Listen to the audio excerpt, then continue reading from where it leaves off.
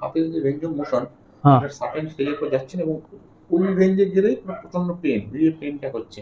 এটা আচ্ছা কি আচ্ছা, মানে এটা কি বলছে বা এই যে মানে এমনি ঠিক আছে, কিন্তু এই একটা রেঞ্জের পর গেলে ব্যথাটা আসছে, এটা এই আসছে, রেঞ্জ মোশনটা পুরোটা কমপ্লিট হচ্ছে না। ঠিক। আপনি বললেন যে না আপনার একটা সার্টেন রেঞ্জের পরে পেন আসছে। বেসিক্যালি এই ধরনের সিমটমসগুলোকে আমরা বলি ডাক্তারি ভাষায় শোল্ডার ইমপিঞ্জমেন্ট সিনড্রোম, বা অনেক সময় এটা আমরাকে সাব অ্যাক্রোমিয়াল পেন সিনড্রোম বলি। আমি আপনাকে বোঝাচ্ছি। দেখুন, এটা একটা আমাদের বনি মডেলস দিয়ে আমি যদি আপনাকে বলি, এইটা হচ্ছে আমাদের হিউমারাস হেড, মানে শোল্ডার জয়েন্ট, যেটা মানে শোল্ডারের যে মাথাটা, আর এটা হচ্ছে স্ক্যাপুলা। এই যে জায়গাটা, এটাকে বলে সাব অ্যাক্রোমিয়াল স্পেস। এবার এই স্পেসটার ভেতর দিয়ে কিছু কিছু মাসল স্ট্রাকচার আর কি পাস করে।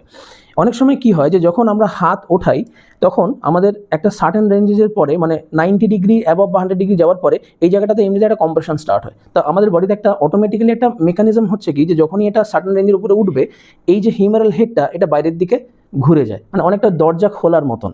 ঠিক আছে, মানে দরজাটাকে আমরা যখন আনলক করে যখন আমরা দরজা খুলি, ঠিক এখানেও ঠিক সেই জিনিসটা তাই।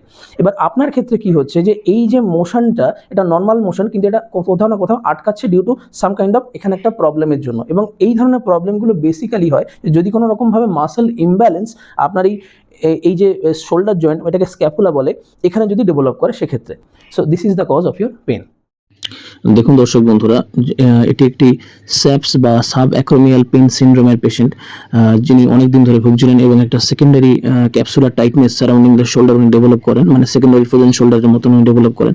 এখানে আমরা চেষ্টা করছি, এটাকে মলিগান বেল্ট থেরাপি বলে, বা আমরা এটাকে MWBM বলি, যেখানে আমরা শোল্ডারটাকে ডিস্ট্রাক্ট করার পরে সেই শোল্ডারটাকে আমরা আস্তে আস্তে আনলক করার চেষ্টা করছি। যে মুভমেন্টটা রেস্ট্রিক্টেড, এখানে এক্সটার্নাল রোটেশনটা রেস্ট্রিক্টেড মোশন, সেটাকে আমরা ওপেন আপ করার চেষ্টা করছি through the belt within the pain free range, যতটা উনি নিতে পারেন।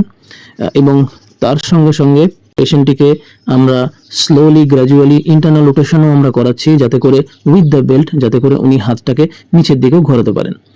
তার সঙ্গে সঙ্গে আমরা এটাকে বলে স্ক্যাপুলার মোবিলাইজেশনস, কারণ এটা দেখা গেছে যে স্ক্যাপুলা কিন্তু একটা অনেক বড় রোল প্লে করে যখন আমরা হাত উপরের দিকে ওঠাই। এটাকে বলে স্ক্যাপুলো হিউমেরাল রিদম, যেখানে এটা একটা পার্টিকুলার অনুপাত আছে, এটা হচ্ছে 2:1। তো যদি আপনার শোল্ডারে টাইটনেস ডেভেলপ করে, সেটা কিন্তু স্ক্যাপুলার মোশনকে ভীষণভাবে এফেক্ট করে।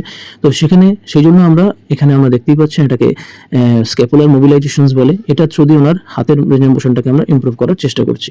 এখন আপনারা যেটা দেখতে পাচ্ছেন, এখানে আমরা এটাকে বলে মিডিয়ান নার্ভ স্লাইডার বা মিডিয়ান নার্ভ মোবিলাইজেশন। কেন এটা করছি, তার কারণটা হচ্ছে যে যেটা দেখা গেছে যে শোল্ডার পেইন যদি অনেক দিন ধরে থাকে বা ক্যাপসুলার টাইটনেস যদি ডেভেলপ করে, সেই প্রবলেমটা কিন্তু শুধুমাত্র শোল্ডার সফট টিস্যুকেই যে ইনভলভ করে তা নয়।